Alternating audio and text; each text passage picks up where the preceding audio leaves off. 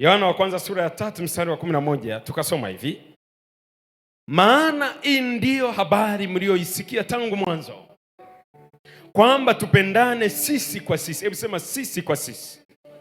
Si kama Kaini alivyokuwa wa yule mwovu akamuua ndugu yake. Anaweza kusalimiana na wewe lakini ni wa Ibilisi, kwa sababu kinachomfanya awe mtoto wa na mtoto wa sio mwili.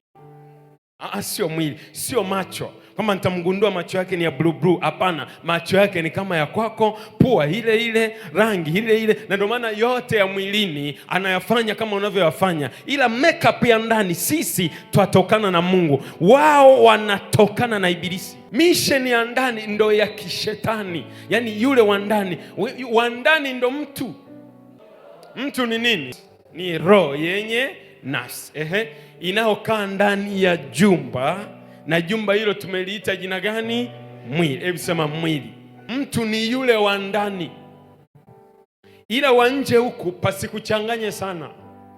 Shetani mwenyewe ameishajua pale ambapo sisi tumepazoea kupaita mtu, ametuzoesha na yeye kachomeka wa kwake.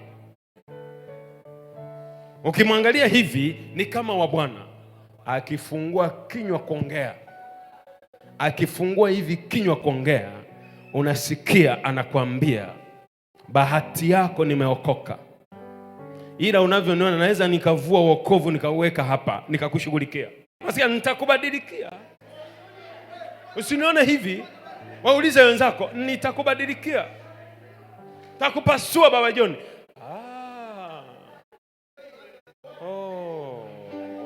Watoto wa Mungu ni dhahiri, na wa Ibilisi nao ninaamuru aanze kuropoka kwa jina la Yesu. Ninaamuru maneno ya mchoropoke ya mtoroke maneno. Ninaamuru naamuru maneno ya kutoroke kwa jina la Yesu. Maneno ya kuponyoke kwa jina la Yesu. Maneno ya kutoroke, tukujue, tukufahamu, tukufyeke.